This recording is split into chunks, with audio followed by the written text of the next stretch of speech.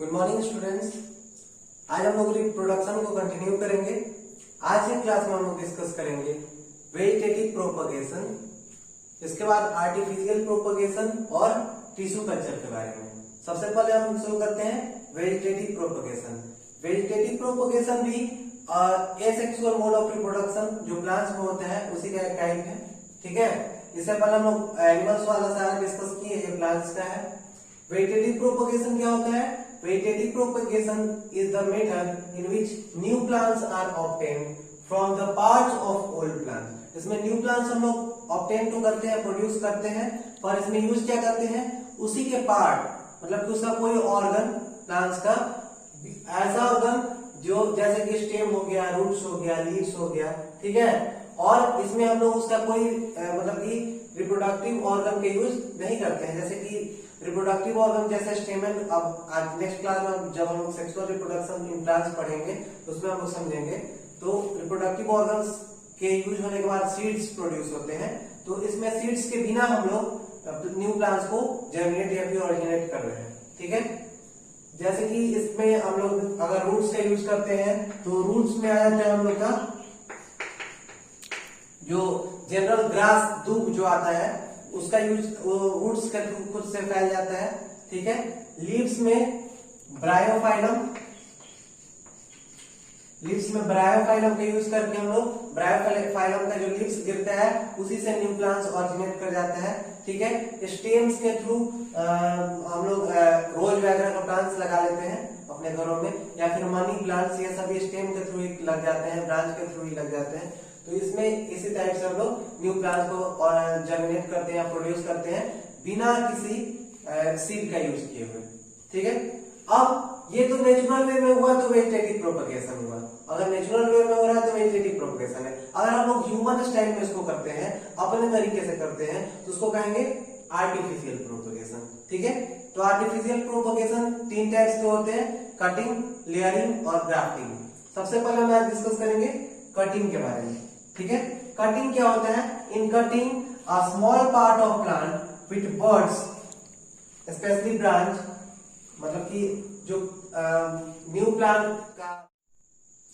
Next अब हम चलते हैं सेकंड आर्टिफिशियल प्रोपगेशन का मेथड, जो कि है लेयरिंग। लेयरिंग को कैसे डिफाइन करते हैं, या फिर लेयरिंग क्या है?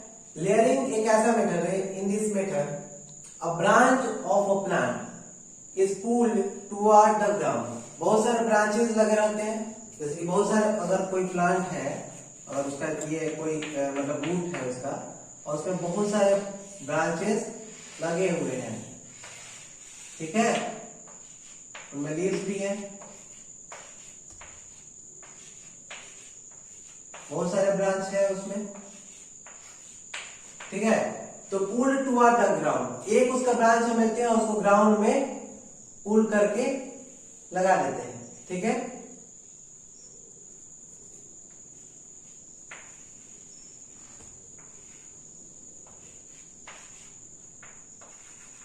उसको भी, उसके बाद and it's part is covered inside the moist soil, और इसका एक पार्ट क्या करते हैं? सोइल के अंदर कवर कर देते हैं। ठीक है, और उसका ग्रोइंग टिप जो है, living the tip of the branch, उसका जो टिप है उसको वैसे ही ओपन एटमॉस्फेयर में छोड़ देंगे। ठीक है, इससे क्या होगा?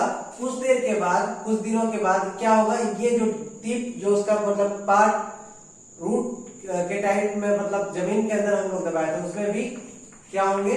न्यू रूट्स आ जाएंगे।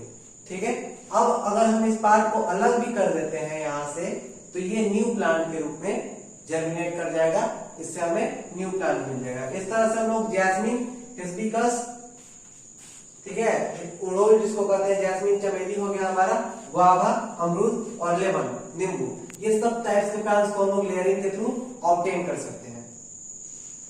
थर्ड मेथड है हमारा ग्राफ्टिंग, सबसे अलग मेथड। ग्राफ्टिंग क्या होता है? In this method cut stems of 2 different plants.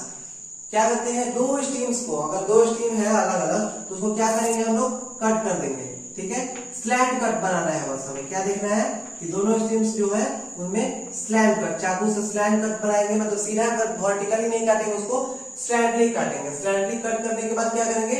Are joint together to grow a single plant. उन दोनों को हम लोग ज्वाइन करेंगे, दोनों ट्रीज को क्या करेंगे, स्लैटली दोनों को मतलब कि जो कट बनाया गया है उसको ज्वाइन कर देंगे।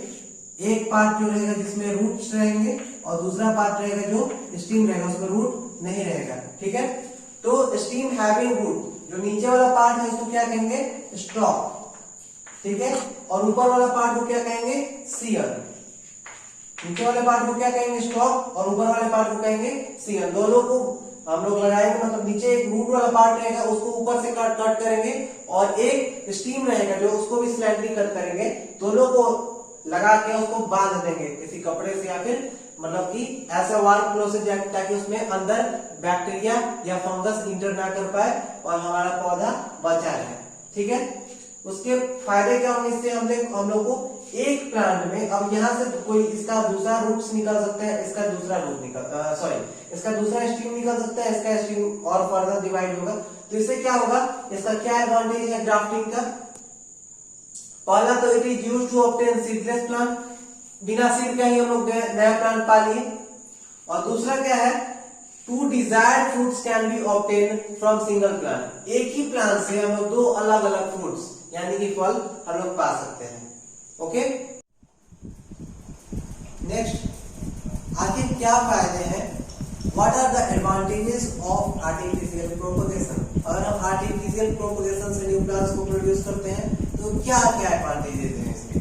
ठीक है, first, new plants produced are exactly like their parent plant. New plant जिनको हम प्रोड्यूस करते हैं वो अपने पेरेंट प्लांट की तरह ही होते हैं, बट विद डिजायर्ड कैरेक्टरिस्टिक्स, यानी कि वो उस कैरेक्टरिस्टिक को पोज करते हैं जो हमें जरूरत है। ठीक है, दूसरा, new plants bear fruits in comparative less time than plants grown from seeds. अब हम सीड्स को बोएंगे, फिर छोटे प्लांट आएंगे और फिर न्यू प्लांट बिग प्लांट में वो मतलब कि फर्दर वो मतलब ग्रो करेगा। इससे पहले हम लोग आर्टिफिशियल प्रोपगेशन, ग्राफ्टिंग और लेयरिंग के द्वारा न्यू प्लांट उससे बड़ा साइज में ऑब्टेन कर सकते हैं, जल्दी उसमें फ्रूट्स आ जाएंगे, तो ये उसका फायदा हुआ। तीसरा, दे नीड लेस अटेंशन, इनमें हमें मतलब इनका केयर करने की जरूरत हमें कम पड़ेगी, क्योंकि ये अगर ब्रांच पे हम लोग ग्राफ्टिंग कर देते हैं किसी ब्रांच पे तो उस पे तो हम लोगों को देखभाल करने की जरूरत है नहीं उतनी। लास्ट है मतलब सेकंड लास्ट है, many plants can be grown from just one parent plant. एक पेरेंट प्लांट से हम लोग बहुत सारे मतलब कि न्यू प्लांट्स को ग्रो करा सकते हैं। और last one is we get seedless plant by artificial propagation.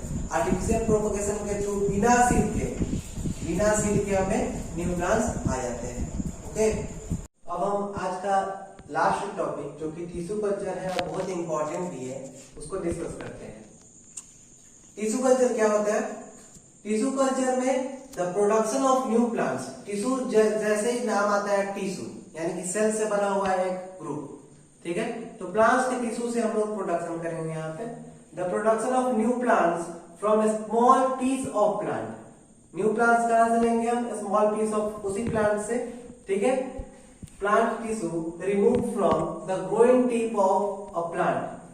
Plant उसी प्लांट के ग्रोइंग टिप से कुछ टिश्यूज को हम पहले एक्सट्रैक्ट करेंगे।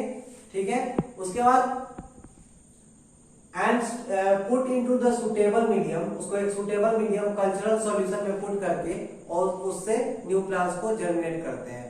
क्या इसके स्टेप्स हैं, चलिए आते हैं देखते हैं।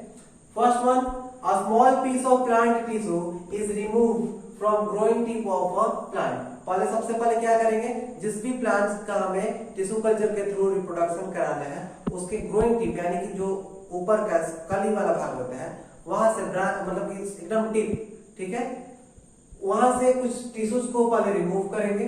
ठीक है, and placed on a sterile jelly. एक स्टेराइल मतलब कि विदाउट एनी बैक्टीरिया फंगस मतलब माइक्रो ऑर्गेनिज्म से रहित एकदम स्टेराइल होना चाहिए वो solution jelly, which contains nutrients and plant hormones. उसमें क्या रहेगा, न्यूट्रिएंट्स, हर वो पोषक तत्व जिसको प्लांट्स की जरूरत है, और प्लांट हार्मोन्स। प्लांट हार्मोन्स क्या होते हैं, जैसे हमारे अंदर हार्मोन्स होते हैं ना कि जो हमें हमारे अंदर गुस्सा, खुशी मतलब ये सब बातों को दिखाते हैं, उस वैसे ही प्लांट्स में भी हार्मोन्स होते हैं जिनका नाम है auxin, gibberellin, cytokinin, abscisic acid, ये चारों हार्मोन्स है प्लांट्स के।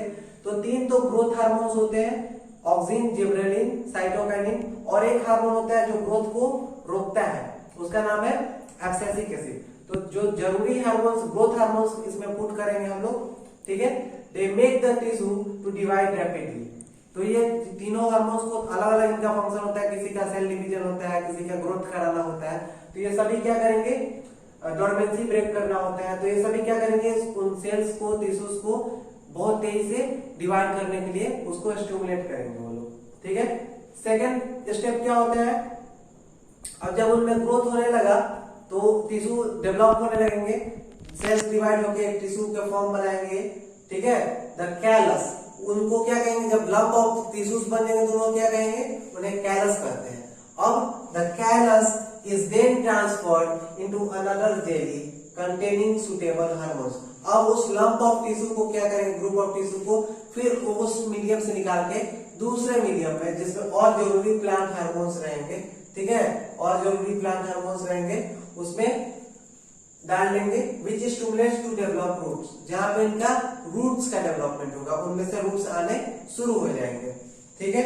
थर्ड स्टेप में क्या करेंगे, the callus which developed roots, उस कैलस जो जिसमें रूट डेवलप ऑलरेडी हो चुका है, is put into another jelly, फिर से दूसरे जेली में हम उसको ट्रांसफर कर रहे हैं, कंटेनिंग डिफरेंट हार्मोन्स। अब उससे डिफरेंट हार्मोन्स, कुछ और जरूरी हार्मोन्स को उसमें डालेंगे, विच स्टिमुलेट्स टू डेवलप शूट्स, जिसमें क्या होगा, उनका शूट्स मतलब कि ऊपर का पार्ट भी ग्रोथ होना शुरू हो जाएगा, ठीक है।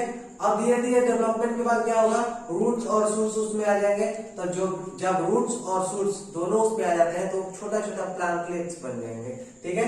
The callus having roots and shoots separated into tiny plantlets. अब उनमें से अलग अलग छोटे छोटे प्लांटलेट्स को हम लोग सेपरेट कर देंगे और उसके द्वारा हम लोग क्या करेंगे, उनको मतलब कि छोटे छोटे गमलों में डाल के अलग अलग प्लांट्स हम लोग प्रोड्यूस कर लेते हैं। इसके बाद अब टिश्यू कल्चर हमें क्यों करना चाहिए, ये जरूरी बात है। तो टिश्यू कल्चर करने के कुछ फायदे हैं। सबसे पहले तो क्या होता है कि टिश्यू कल्चर को करने से हमें बहुत कम समय में मतलब कि न्यू प्लांट्स ग्रोथ कर लेते हैं, सीडलेस प्लांट्स ग्रोथ कर लेते हैं, तो हम सभी जानते हैं। पर इससे हमें क्या होगा, डिजायर्ड कैरेक्टरिस्टिक्स वाले प्लांट्स आएंगे। इसके अलावा डिजीज फ्री प्लांट्स आएंगे, डिजीज फ्री प्लांट्स, ठीक है। उसके बाद इनमें ग्रोथ जो होगा वो तेजी से होगा। ये सभी टिश्यू कल्चर के एडवांटेजेस हैं।